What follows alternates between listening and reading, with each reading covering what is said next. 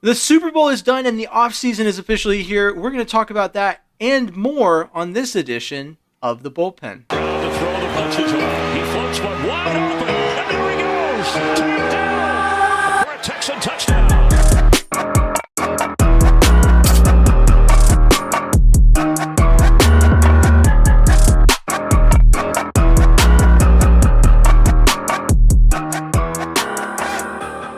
Well, hello and welcome to this edition of the Bullpen. I am James Roy. As always, with me is Tom Chavarria. Tom, how are you doing this Super Bowl Wednesday after this Valentine's Day, if you will? I'm good, man. I'm good. I'm glad Super Bowl's over. That was not what I wanted to watch, but I watched it. I was hoping for better commercials. I'm just ready for this offseason to get started. The free agency can't go fast enough. Baseball's coming. I'm there too, but I'm excited for this Texans team right now. 100%. I'm surprised you said the commercials weren't good. I think there were some duds, but overall, I'd say in my recent memory, this was one of the better Super Bowls for commercials. I felt like there was a few that jumped off the page to me, but For me, it's the fact that I now know that each one of those was $7 million. I have this bias going, it has to hit because it's $7 million. it So does. It does. No. I mean, for me, what it is that all week leading up to the Super Bowl, all these companies are like previewing or like releasing the ad straight up on social media.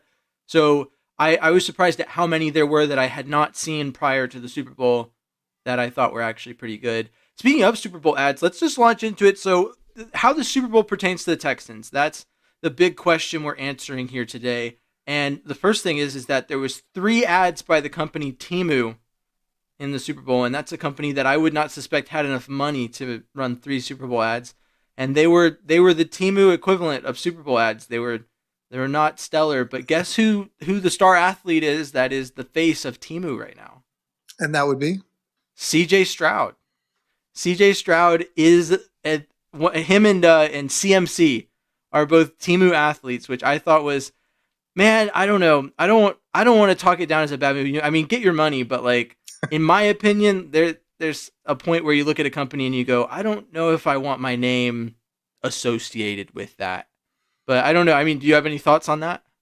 I'm blown away by Temu in general because like my sister, my brother-in-law, they shop on there, and I was sitting there talking to them like, is this stuff good?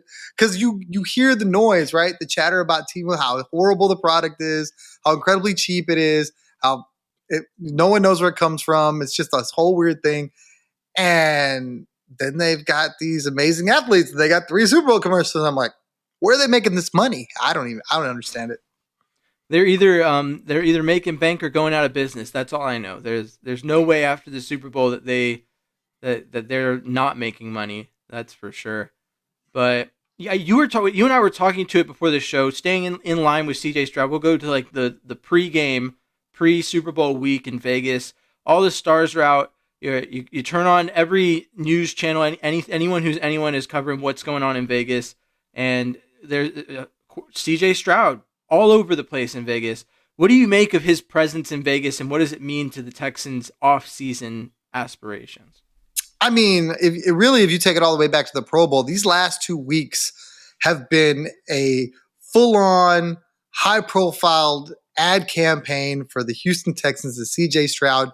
When you think about all the athletes that he surrounded himself with, all the great talent, and people just gushing about him, from greats like Peyton Manning when he was in the Pro Bowl, and I mean now you see him on the Pat McAfee show, and they're chopping it up. There's so many different outlets where he was just there, and I just feel like it's awesome for him because it's the recognition that he deserves, and it's great if you're a Texan fan because now you've got other organizations getting or not organization, but I mean like free agents, stuff like that, getting a chance to see him and go, what if? Ponder the question, what if I played for the Houston Texans? And for me, that's so exciting because there are some marquee free agent names out there that I would like to see in a Texan uniform. And this team's not that far away. And I think a lot of people are realizing that. So all the CJ Stroud, I guess hype, I'm here for it. No, yeah, 100%. I mean, there was a clip where he walked up behind Chad Ochocinco. I guess he's changed his name back to Chad Johnson since I'll still call him Chad Ochocinco. He walked up behind Chad Ochocinco and like Chad looked and saw him and like lit up, was like, oh my God, it's CJ Stroud. He's right here, right next to me. Like the amount of respect that he has already at so early in his career from the greats and people looking at his situation in Houston and going, D'Amico's the head coach, CJ's playing quarterback, the culture there, everything about Houston, it screams like I would like to play there is great because, and we've talked about it before, looking at what the Rockets had to do this past offseason in free agency, and they had to pay like the poverty tax to like get players to come in that maybe weren't even like, I don't know, Fred VanVleet and Dylan Brooks for all intents and purposes were good for the Rockets, but they weren't like all-star players, and they had to pay like a lot of money to get them to go there. And we're already seeing there's already reports that Dalton Schultz is really interested in coming back and playing for the Texans, and that there's high odds that he could, that there's mutual interest and that there's an understanding of what that looks like. So it's nice to see a team that for 3 or 4 years was literally just a place that was a wasteland that no one wanted to go, get to a point where now they don't pay the poverty tax anymore. They pay the, hey, we're going to get a Super Bowl. You can hop in if you want, but here's what we're going to pay you, is how it's looking. And that's a good place to be, especially with as much cap space as the Texans have. And that brings in, so you're talking about CJ Stroud making the rounds. Did you see did you see Nick Caserio on the Pat McAfee show? I heard about it. I didn't get to see the whole interview. I saw a snippet from it, but I'm pretty excited about that too. I've always said that Nick Caserio is the kind of guy who can say a lot of words and really not communicate anything in the grander scheme.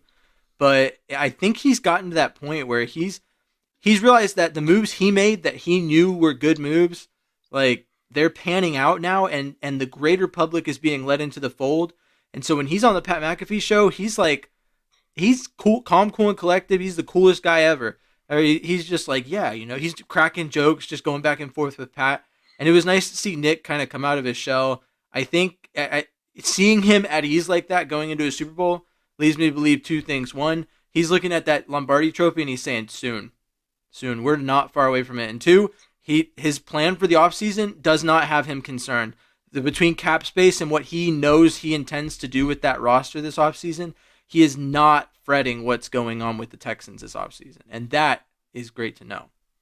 Yeah, absolutely. I think, like I said, when you combine that with what CJ's doing, you talked about Dalton Schultz. I don't know. I know we talked about it, but I don't know if the rest of the listeners got a chance to listen to the Pivot podcast that CJ did. And I felt after listening to that Dalton was going to be a Texan, just how glowingly the relationship the two had. I mean, it doesn't strike me as shot odd. Me a text when you listened to it. I got a text that said, hey, have you seen this? CJ, I think Dalton's staying. I think he's staying. That was before Dalton came out and said, I'd love to stay here. Like, CJ was just out front, like, this is my boy. He came down to LA. We threw together. We really developed a relationship. So he's still very young, in the prime. I think that would be a great pickup. I know people worried about his blocking a little bit, but I'm sure you can scheme for that. There's been plenty of tight ends that weren't great blockers that were still great tight ends. So, or it can be coached up. Who knows? But I'm excited about that. I think we're making a lot of the drops. I mean, I think that they're a problem. And I think that the problem with the drops that Dalton Schultz had late in the season is that when you make those kind of mistakes in big moments, all of a sudden, no one was talking about his ability to block before that.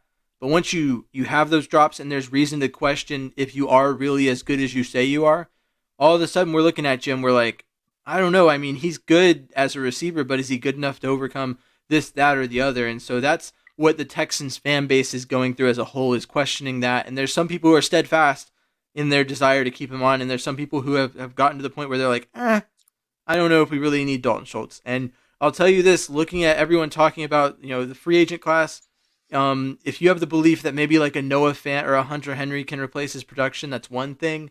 The draft is really like 2 or 3 tight ends at most. There's some guys that are nice. I would love to see him picked up in like the 4th or 5th round as depth pieces. But as far as starting level tight ends, if Schultz is willing to take close to what he did last year, like I'd say 2 years, 20 mil or 3 years, 30 mil, fine. Give it to him. Get him back in the building. So I'm 100%, okay. At points during this past season, I said re-sign Dalton Schultz at all costs. I've tempered that. I've tempered that a little bit. I'm not quite on that train right now, but I'd love to see him back. And I think that CJ's opinion of him speaks volumes as to why he needs to be back in the building. So at the right price, But going through the weekly ups, so CJ and Nick and the whole Texans organization are out there just recruiting, trying to get people to come over and play for the Texans. And then we get into the game, and you told me before we started that this was like just not your favorite Super Bowl. I mean, any Super Bowl the Texans don't play in is not my favorite, but I do find a way to find one that I like, since the Texans have never played in a Super Bowl. But this one in particular, especially with the result, we look at this 49ers team, which the Texans draw heavy influence from. I think the Texans have very much jumped from like the Patriot way influence to like, the Niner way, if you will. I don't know who all's keyed in on that. But looking at that, a lot of people saw what happened on the field and they said the 49ers were one quarterback away, or it was bad coaching or whatever. What is your biggest takeaway from why the 49ers couldn't close that game out? It's a combination of things, and that's what just really made that game horrible for me. It's because for me, I feel like the Niners were the better team. I get it. Kansas City probably had the better player, but I felt the Niners were the better team. And just the way the game played out, you started seeing guys get nicked up. They lose Greenlaw in the beginning, who was just a monster piece for them on the defensive end on a freak play, blows his Achilles most likely. And it's just unbelievable, right? And then you see Deebo Samuel come up lame, and then you see Kittle come up lame, and you're just like, oh, here we go. And I don't want to lean into the basketball thing too much, but when Golden State was on their run, when Golden State was, beating everybody, every time in the playoffs, they ran into that one team that just was missing something or lost a player.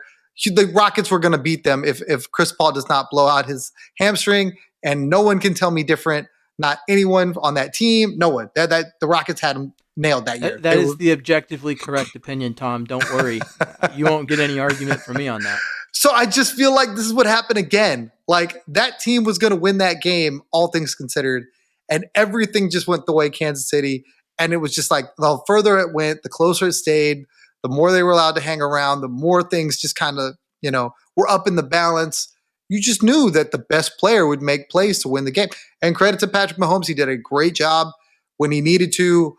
I don't know why it took 4 quarters to look the way he did in overtime at the end of that game, where they were just marching up and down the field, because I feel like he couldn't do that for 3 quarters. The third quarter, they jumped out and did some things, but first half, 3 points, Kansas City, no way. So it was just tough. I mean, the 49ers never put them away. And so there's a few things that correlate in my mind to the Texans. And when you look at them, you can't help but see like some form of irony or some form of like, I don't want to say reason to be concerned, but if you step down the line, you look at the people saying that the 49ers were an elite quarterback away from winning that game. If they have a better quarterback, then he doesn't miss those 2 passes, it makes touchdowns. I don't know if I'm necessarily for or against that, but what I would say is that as a Texans fan, I'm not concerned about that, because the Texans have an elite quarterback. So if that was the problem, like the Texans as a team that heavily draws influence from the 49ers are not necessarily susceptible to that as far as we know, right? CJ hasn't given us any reason to believe that that's the case. So I'm not super concerned from that perspective. You look at the offense that the 49ers run, they came out the gate with the run game, some unfortunate fumbles from Christian McCaffrey, but we've been talking all Texans offseason long, right? We're in the NFL offseason now, but all Texans offseason, you and I have been talking about how Saquon Barkley would be the CMC pickup for this Texans offense that could supercharge it and get it going. And watching them get, CMC going, and then watching him drop out of their game plan when they were ahead, just really, I think it's concerning, but I think it's isolated to that game, because it's been said by a lot of people, and I tend to agree, that the 49ers offense, the Kyle Shanahan offense, is designed to play with the lead. And so they didn't play to their design, because what they should have done was they should have run it up on the Chiefs and then made it to where Mahomes can't make that comeback. But they never really, they kind of let their foot off the gas, and then they relied on Purdy a bit much. Now, Purdy didn't make any, he played game manager at a minimum with 1 touchdown and 207 yards and his general ability to not turn the ball over. But I mean, I just have trouble believing that they just stop handing the ball to their running back in the second half. So that's another thing, which is kind of the reverse of what the Texans do. The Texans tend to like lean on the run game maybe a bit too heavy and then don't let CJ cook until late. But so, I mean, trying to draw a correlation between this game and any reason to be concerned about what the Texans are doing, I'm just not seeing it personally. I think that, like I told, at the end of the day, like when I told you my prediction for the Super Bowl, I told you the reasoning behind it was that the team with the better quarterback typically, I think the record's like 4-3. It's like very barely in favor of when there's a clear favorite quarterback over the past like 10 years, the clear better quarterback usually wins that matchup. And so that I knew Mahomes was likely going to do it. They were letting him hang around. I was like, defenses wear down over the course of a game. Mahomes is just hanging in there, and they let him be too close too long. And then their field goal kicker can't hit an extra point or can't kick worth anything. But that's a whole nother point. And we know that very well watching Kymie Fairbairn go down for all those weeks. That hurt the Texans a lot. But overall, I mean, I kind of agree with you. The first half was boring. I thought the halftime show was really good. I thought the commercials were pretty good, but overall, not like a jump off the page Super Bowl in the way that the box score would tell you that it is. It was just, I don't know. It was what was expected. If it makes you think it might have been scripted, but I don't know.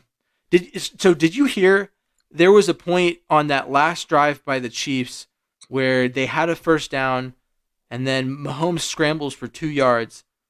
The ticker says second down, and then they pan away. It pulls the second down off, and then when they go to line up, it says 1st and 10 on a 2nd and 8. Did you hear about that? I've seen the video. I've seen the video like multiple times. It's all over everything, all over Twitter, all over Instagram. Everybody's talking about it. I don't know that it would have mattered. I don't know that they still don't get there, but I'm not surprised. The one thing I wanted to point out, I wanted to make mention, if you're trying to draw correlations from this game, for me, the correlations that I made is that when this offense gets going, the Texans offense, when it's humming, it's going to look like a Kansas City styled offense. And I think that defense for the Texans, when it's right, it's going to look like the Niners. So I think what we can hope to take from this game is that the evolution of the Texans will look like both of those teams as one, and should be really, really exciting if you're a Texans fan. As far as Brock Purdy being a game manager, I don't think that's fair. I really think that he made throws all game long to extend drives. I think he did everything he was asked to do. Credit to the Kansas City Chiefs. I mean, they were able to stop them in crucial moments. But I think if you really want my honest opinion on why the Niners weren't the Niners, it was Kyle Shanahan. It's because exactly what you said. He got away from what got him there. He got away from what worked. They should have been toting the rock when they wanted to run the football. They could. It didn't matter if it was Elijah Mitchell or CMC. They were running for 5 and 6 yards a pop. I think CMC averaged like 4. I think he was 22 carries for 80 yards or something like that. He felt unstoppable. But yes, there were moments where it was just like chunk after chunk after chunk. And I really think that had Shanahan stayed to the game plan and just went with what worked, they probably do put them away. They probably do tack on. The extra point, unfortunate. For me, the real thing that really like turned this game around and really put it back in Kansas City favor was the muff punt. And those are so hard to, like, it was such a freak play. It wasn't the returner's fault. He's trying to yell poison, poison, poison. He's pointing. It clips this dude's ankle and then just takes the worst bounce ever. And now you've got Kansas City with the football on the 20-yard line when they hadn't been able to move the football hardly at all game. And it really turned the game around. And I saw that and I go, here we go. I just knew what was going to happen. And that, for me, I hate that I saw it. I hate that I felt like I had the script in my hand and I'm just here for it now. As Texans fans, we've seen that. I mean, that was Jacoby Jones all over again. Just like, routine play. We're still in this. Wait, no, we're not. All right. Well, this is no fun. What do you make of, so I have a coworker who's a 49ers fan, and he said he didn't know if this was really that big of a deal, but there was a report today that the Chiefs. So the new overtime rules for the Super Bowl state that each team, and unless there's a defensive touchdown on that first drive, each team will get the chance to offensively possess the ball and attempt to score, regardless of result, a touchdown or anything. And so I saw that on the graphic on the screen for overtime, and I said, "Oh, easy. If the Niners win, they need to decline. They need to defer. That is easily the call." And the Niners decided not to, and I thought to myself, maybe they just don't know, or maybe Shanahan's like overthinking this. Like, I don't know. And it came out today that, or not today, but in a report that the Chiefs, who the rule was made for, they lost based off of like the Bills winning a toss, and they were like, "That's not fair. Wah, change the rule for us, NFL." And so the NFL, loving Taylor Swift, or I guess at the time just the Chiefs, since Taylor wasn't there, decided to oblige and change the rule. And so the Chiefs have been practicing that they were going to go for two, even if the Niners scored a touchdown. But the Niners drive down and score a field goal, and then the Chiefs go down and score a touchdown and end the game. Several Niners players are quoted as saying they did not know that the overtime rules had changed. So they were unaware, like strategically, what the right move was, essentially. Now, from my coworker's perspective, he says the only people that really needed to know the rule change were Kyle Shanahan and the captain calling the toss, which I believe was Fred Warner. I don't remember in the report if those two players or two people were called out as not knowing, but what do you make of that? Well, I heard that, and initially I felt the way everybody else did. This is a bad look. This is such a bad look. However, I took a second, I stepped back, and I go, okay, let me break down the scenario and see like if it made any sense. You had the Chiefs just ran all the way down the field, and that the Niners defense had to have been gassed. So from that perspective, I think it kind of makes sense that Shanahan's going, look, if I go out there and I score, that gives my defense a chance. Right now they're toast. They've been run ragged, and I can't put them back on the football field, or they're just going to go down and they're going to score. And I can understand that. I can get behind that. The thing about the players not knowing the rule change, like you said, I think that's 100% how that should be. Shouldn't necessarily matter. I mean, Fred Warner's calling it, and then you go out there and you play. You know what I mean? Less is more. So, but if in fact they didn't play it that way and they didn't know, if it comes out that Kyle Shanahan wasn't aware, that's a horrible look. It's a horrible look. Yeah, and it's like, I don't know. I put it in the same vein as so Jed York, we talked about it I think before, but there was a news that broke that the owner of the 49ers said that Kyle Shanahan during the 2022 preseason like came to him and said, "Hey, the third string quarterback on our roster is the best quarterback on the team, and I'm sure of it." And that was Brock Purdy at the time. And he said, "I'm not going to change anything. I'm not going to just throw him in because I think that, but like I need you to know that guy we drafted with the last pick in the draft is the best quarterback we have over the guy we paid big money in free agency and the guy that we traded, 2 first-round picks to move up to go get." So, I mean, I'd put it in that same category where it's like you look at that and you go, wow, they knew that early and they kind of waited. I don't know if that's as bad as it does look. The 49ers' general ability to find a quarterback has been sheer luck in every way to somehow manage to have a serviceable starting quarterback. At one point last season, I think I tweeted out that the 49ers have the football equivalent of the cure for cancer, because it seemed like no matter who they put in at quarterback, it just didn't really matter.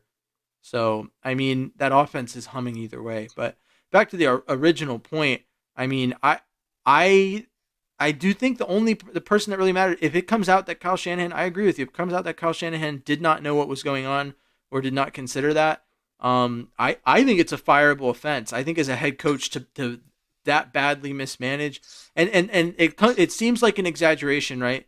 But and you and me have had our differences on hypotheticals and what happens and if and thens and buts throughout the season. But in my personal opinion, that if you win the toss and you don't make the right call because you don't have all the information and you lose, It is an if. There's no guaranteeing that the 49ers kick the ball off and, Mahomes doesn't march down and score a touchdown. The difference, though, is that if they kick the ball off and Mahomes marches and scores, when the 49ers reach the 10-yard line, if they do that, which they did on their first drive, and their offense had been carving up the Chiefs all day, there's no reason to believe that wouldn't have happened either way.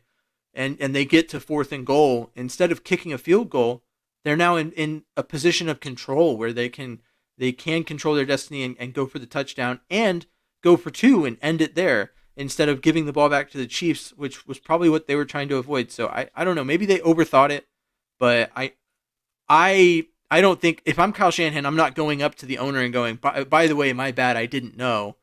Like, it's literally your job to know. It brings up a point. So across social media, not really across social media, but Kurt Benkert, I don't know if you've heard of him, former Packer quarterback, big sleeper YouTuber, quarterback guy. He's big into Madden, and he uses it to like teach people how he perceives defenses as a professional quarterback. And he's a firm believer that each professional coaching staff should have a designated like Madden game manager, like situational, like literally plays Madden to the point where they understand. And it doesn't even have to be a Madden guy, right? Like just someone. And who knows, right? We don't know enough. Each team could have this guy on staff, and we just don't know it. But this guy's played for a professional football team and believes this is a need. So you have a guy on the field who situationally just like knows, hey, we need to call timeout here. Hey, if we win the toss, we have to kick it off. The rules have changed, and you need to do that.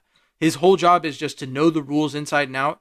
And situationally, Kyle Shanahan looks at him and goes, I'm going to do this. Is that right? Okay, cool. Like, it seems dumb because as an NFL head coach, you should just know. But, I mean, with as much as goes on, that's why it made sense to me that D'Amico hired a defensive coordinator and still calls defensive plays. I mean, just having that extra set of eyes to help you out on coordinating that makes sense to me. But I don't know. What do you think of that suggestion or idea? I think if NFL teams are going to hire somebody to play Madden so that they have whatever they need, I need to know where I need to put my resume in. I need to quit my job. I need to change. Because if you're telling me I get to play Madden, sit on the sideline with the earpiece in, with all the garb on, I'm dropping everything to do that. Like, how cool would that job be, right? All seriousness. I mean, you have all these guys, right? Like, that are advanced scouts and things of that nature. If you're telling me that you need a Madden guy and you don't have those kind of people in the building that are breaking down tons of film and doing it in the same vein, I don't know. I think it's a little rich, but again, I'm all for it. As a gamer, as a Madden player, I am all for it. I think that'd be great. I think you'd be surprised how many people are great offensive and defensive minds from Madden. Like, they're literally breaking down defenses at that level in the video game. You know, you watch the Madden tournament, you watch people play, and it's not like uncommon, so, hey, that's cover 2. This is what I'm looking for. Okay, I got the linebacker here, all of these things. So, but I'm sure NFL personnel would be like, whatever, you're a gamer, go away. No, yeah, 100%. I mean, looking back to when we talked to Matt Schaub, and he's an analyst, what I would imagine is that if I'm like running a football team, and understanding as much as Matt told us about what an analyst is on a football team, that guy's already breaking down film and has an intimate understanding of situational football. Maybe that guy's job on Sunday, on top of observing what's going on in the game, is literally just to be in the ear of the coach, like a direct line to be like, hey man, like, you really need to call this timeout right now. I don't know what you're doing. Or I don't know. I feel like most teams, though, they make enough money that they could probably hire like a dedicated person to. There are teams that have like the Rams. They have that guy that's like the hold me back guy for Sean McVay, who like literally his job is to make sure that McVay's not too far onto the field. I feel like most teams probably have that. But I mean, having coached at the junior Pee Wee level and watched other coaches walk all the way up to the middle of the field to talk to their kids, I'm like, dude, what are we doing here? That's totally, I don't know. As the head coach at that level, I had to play the, hey guys, hey assistants, we need to be on the sideline. But anyway, I don't know. With as much money as goes into the NFL, I have trouble believing that they would. It may sound like a dumb idea, but I mean, I'd rather have the guy on staff and have an understanding that like that guy was there. That way I can be like, well, our analyst at this level said this, and and I felt like it was a good idea, and I went with it. Coach still ultimately takes responsibility, but like having that extra layer to me just makes sense. I don't know. I listened to the Sports Talk Radio this morning, and the guys on 790, Brian Lima, Sean Salisbury, they were pretty adamant that, you're giving an extra down to Patrick Mahomes by doing that. You're giving him that same fourth down you were talking about. And in that, I understand it. If you feel like you can't stop him, then, what do you do? I don't know. I get the sense that the Niners took the football thinking, I need to put something on the board and give my defense a chance, as opposed to put them back out there and just know I'm playing for a touchdown or know I'm playing for a field goal. You know what I mean? I see both sides. It's just really bad if they didn't know. Yeah, that's the point, is that they may have in their mind made the right decision, and it could be just a moot point. Like, it could just be like Shanahan's like, I knew the rule, I just wanted to do it this way, and that's fine. But the problem becomes if he didn't know the rule, then there's the reason to believe that the other decision may have been the better decision. As a Monday morning, quarterback over here, that was my take. But obviously that's why I'm a Monday morning quarterback instead of a Sunday night quarterback. So, well, with that in mind, the Texans offseason is here. We're rolling in. We're doing it. We've already been doing mock draft Mondays, free agent Fridays, and in observation of the national holiday that is the Super Bowl, this will be our only throughout this week on Valentine's Day, with love to the Texans fan base. But Tom, do you have anything else to say on this before we put the Super Bowl behind us and look forward to the Texans' trip to Super Bowl 59 in New Orleans? I am looking forward to the potential of all the primetime games that the Texans could potentially have, to include a week 1 showdown with the Super Bowl champions, which would be great cinema, in my opinion. So, it would be amazing. I would be all for it. It would be in Kansas City, right? I think so. Ooh, that would be. I like those week 1. That's what happened this week or this season with Lamar Jackson out there in Baltimore for the first week. I would try to find a way to that game. If that happens, if that comes to fruition, I would try to find a way to that game. Speaking of, I guess last thing I have to say, if anyone would like to sponsor my trip to Canton, Ohio to watch Andre Johnson get inducted into the Hall of Fame, my Venmo is... No, I'm just kidding.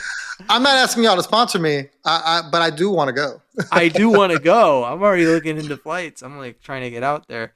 Congrats to Andre Johnson. We didn't really cover that much, but Andre Johnson, Hall of Famer, 100% deserves it.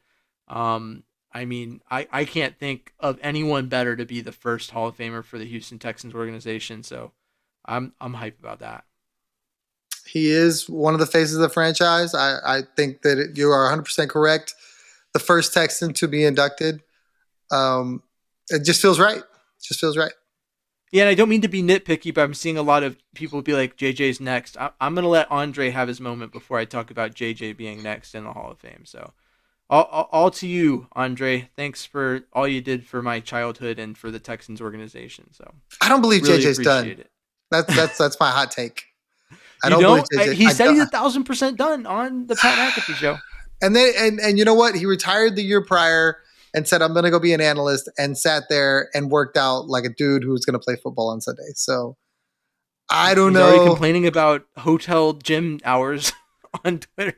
I thought that was, yeah, exactly. See, he would not have that problem if he was on an NFL roster. That's all I'm saying. He would have a gym everywhere. All right. Well, this has been the Bullpen, and I've been James Roy. You can find me at M1 Texans Fan on all social media. Tom is at Third Coast Tom, and he has been Tom. That's who he's been, and that's who he is on social media, is Third Coast Tom from the Third Coast. Represent. But if you want to find me on Instagram, because James has been adamant all year long. Is it happening? TC Tom 1. TC Tom 1. He's doing it. Go ahead and give him a follow.